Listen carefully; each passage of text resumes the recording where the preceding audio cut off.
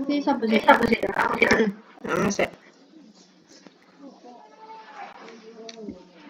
Wis ya, aku mulai.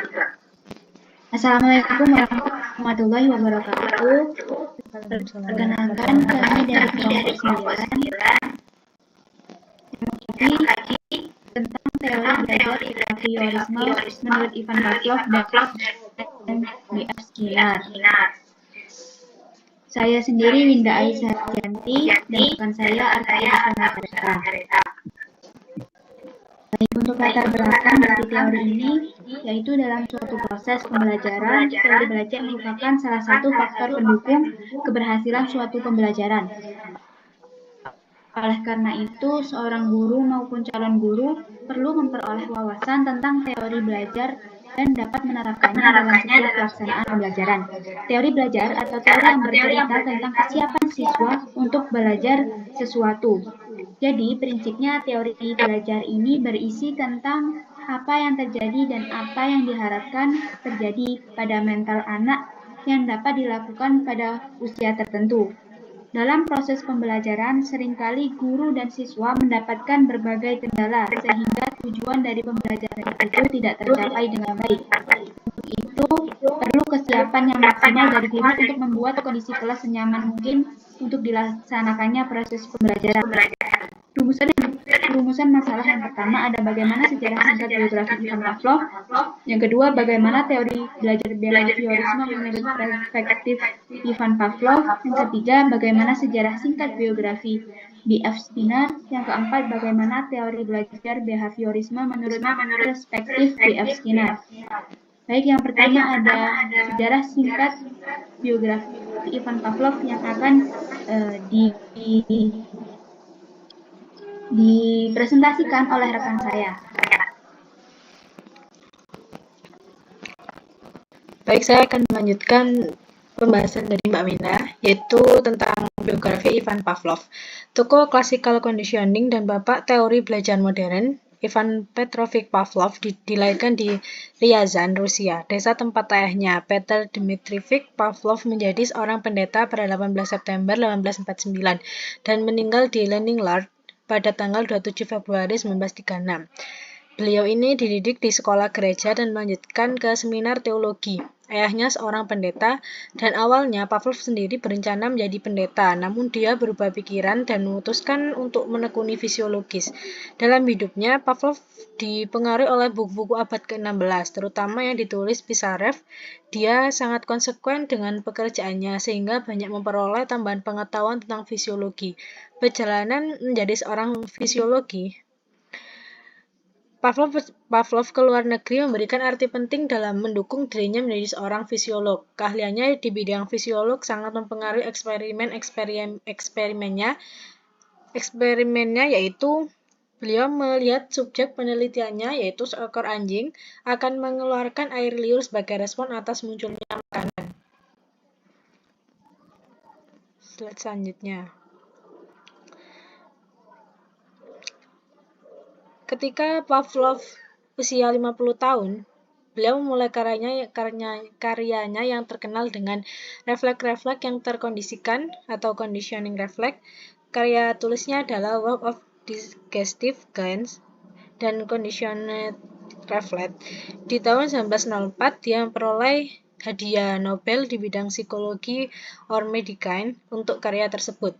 Karyanya mengenai pengkondisian sangat mempengaruhi psikologi dan behavioristik di Amerika.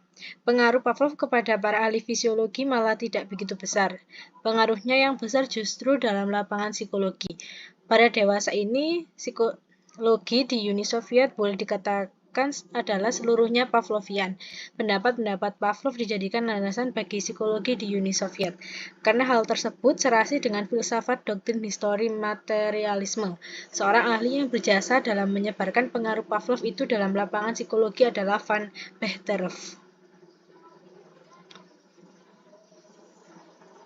Yang kedua yaitu teori belajar behaviorisme menurut perspektif Ivan Pavlov.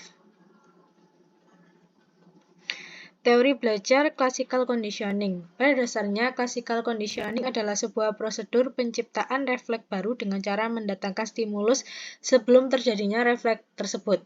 Kata classical sendiri itu yang mengawali nama teori ini semata-mata dipakai untuk menghargai karya Pavlov yang dianggap paling dahulu di bidang conditioning, dan untuk membedakannya dari teori conditioning lainnya. Dalam pengkondisian klasik, stimulus netral seperti melihat seseorang diasosiasikan dengan stimulus yang bermakna seperti makanan dan menimbulkan kapasitas untuk mengeluarkan kapasitas yang sama. Pavlov mengidentifikasi makanan sebagai unconditioned stimulus dan air liur sebagai unconditioned response atau respon tak bersyarat. Unconditioned stimulus atau perangsang tak bersyarat atau perangsang alami merupakan perangsang yang secara alami dapat menimbulkan respon tertentu. Contohnya, makanan bagi anjing dapat menimbulkan air liur. Perangsang bersyarat atau conditioned stimulus adalah perangsang yang secara alami tidak dapat menimbulkan respon tertentu. Contohnya, suara lonceng yang dapat menimbulkan keluarnya air liur. Slide selanjutnya. Ini ada prosedur percobaan Pavlov dapat digambarkan sebagai berikut. Slide selanjutnya. Konsep lain dari classical conditioning adalah stimulus, generalisasi, dan diskriminasi. Pavlov menyatakan bahwa respon berkondisi timbul terhadap stimulus yang tidak berpasangan atau tidak dipasangkan dengan stimulus tak berkondisi. Ini yang dimaksud yaitu ada semacam kecenderungan untuk menggeneralisasikan respon berkondisi terhadap stimulus lain apabila dalam beberapa hal memiliki kesamaan dengan stimulus berkondisi atau asli. Makin tinggi tingkat kesamaannya, semakin tinggi pula generalisasinya. Diskriminasi adalah proses belajar untuk membuat suatu respon terhadap satu stimulus dan membedakan respon atau bukan respon tersebut stimulus lainnya. Dengan demikian, diskriminasi merupakan lawan dari generalisasi atau kebalikan generalisasi. Slide selanjutnya. Yang B yaitu hukum-hukum classical conditioning. Yang pertama, kepunahan, penghapusan, pemadaman atau extension. Penghapusan ini berlaku apabila rangsangan terlazim tidak diikuti dengan rangsangan tak terlazim.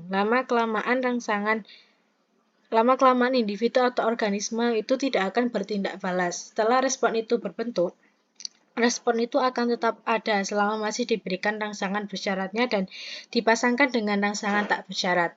Yang kedua yaitu generalisasi stimulus atau stimulus generalization. Rangsangan ini sama akan menghasilkan tindakan balas yang sama. Pavlov menggunakan bunyi lonceng yang berlainan nada, tetapi anjing masih mengeluarkan air liur. Ini menunjukkan bahwa organisme telah terlazim. Dengan dikemukakan sesuatu rangsangan tak terlazim akan menghasilkan gerak balas terlazim air liur. Contohnya, anak kecil yang merasa takut pada anjing galak tentu akan memberikan respon rasa takut pada setiap anjing. Slide selanjutnya.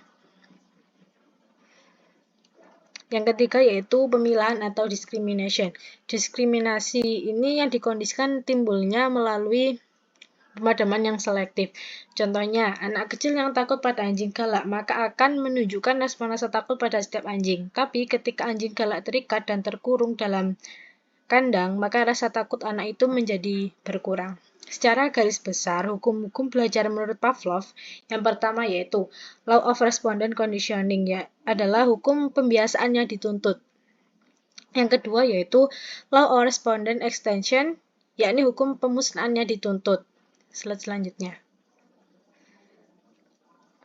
Yang C yaitu prinsip-prinsip classical conditioning di dalam kelas. Yang pertama yaitu belajar adalah pembentukan kebiasaan dengan cara menghubungkan atau mempertautkan antara perangsang atau stimulus yang lebih kurang dengan perangsang yang lebih lemah. Yang kedua, proses pembelajaran terjadi apabila ada interaksi antara organisme dengan lingkungan.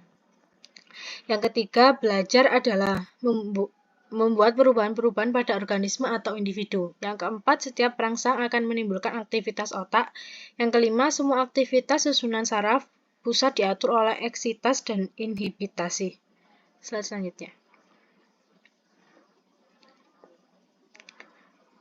Baik, ini akan dilanjutkan oleh Mbak Windah. Baik, selanjutnya yaitu biografi B.F. Skinner.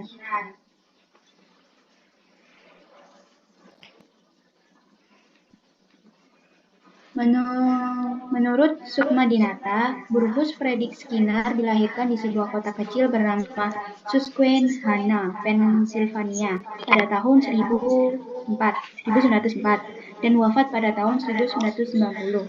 Setelah terserang penyakit leukemia, Skinner dibesarkan dalam keluarga sederhana, penuh disiplin dan bekerja keras. Semasa bersekolah, memang ia sudah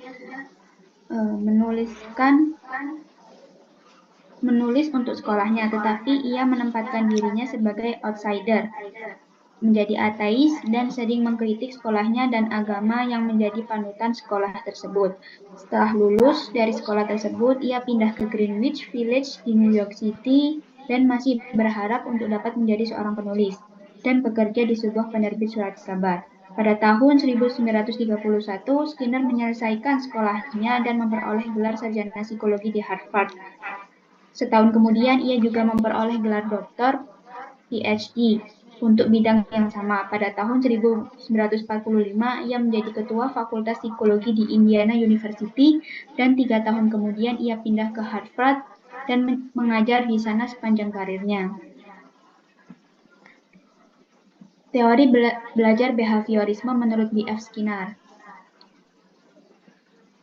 Inti dari teori Skinner tentang pengkondisian atau operan conditioning dalam kaitannya dengan psikologi belajar adalah proses belajar dengan mengendalikan semua atau sembarang respon yang muncul sesuai konsekuensi atau risiko yang mana organisme akan cenderung untuk mengulang respon-respon yang diikuti oleh penguat.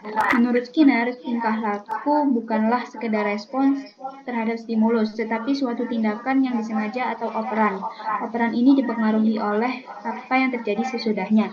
Operan adalah sejumlah perilaku atau respons yang membawa efek yang sama terhadap lingkungan yang dekat. Jadi, operan conditioning itu melibatkan pengendalian konsekuensi. Menurut tingkah laku ialah perbuatan yang dilakukan seseorang pada situasi tertentu. Tingkah laku ini terletak di antara dua pengaruh, yaitu pengaruh yang mendahului antecedent dan pengaruh yang mengikuti konsekuensi. Ini merupakan tahapan dari belajar. Yang pertama ada antecedents, kondisi yang mengarahkan kepada perilaku tertentu. Selanjutnya perilaku atau aktivitas yang dilakukan. Yang ketiga ada konsekuensi, hasil-hasil atau dampak dari perilaku. Ada dua hal yang perlu disinggung sehubung dengan pengendalian konsekuensi ini, yaitu reinforcement dan hukuman. Prinsip belajar operan conditioning di dalam kelas menurut Skinner mengidentifikasi sejumlah prinsip yang mendasari dari operan conditioning yang menjelaskan bagaimana seseorang belajar perilaku baru atau mengubah perilaku yang telah ada. Prinsip-prinsip utamanya adalah reinforcement, penguatan kembali, punishment atau hukuman, shaping atau pembentukan, extinction atau penghapusan, discrimination atau perbedaan, dan generalization atau generalisasi. Hukum-hukum teori operan conditioning, teori pengkondisian operan atau operan conditioning yang dikembangkan oleh Skinner didasari oleh dua hukum operan, yaitu law of operan conditioning dan law of operan extension. Law of operan conditioning adalah adanya perubahan perilaku yang dibarengi dengan stimulus penguat sehingga kekuatan perilaku itu akan meningkat. Law of operan extension adalah adanya perubahan perilaku yang diperkuat dengan sebuah proses conditioning dan tidak dibarengi dengan stimulus penguat, maka bisa menurunkan kekuatan dari perilaku tersebut. Itu saja presentasi dari kami. Terima kasih. Wassalamualaikum warahmatullahi wabarakatuh.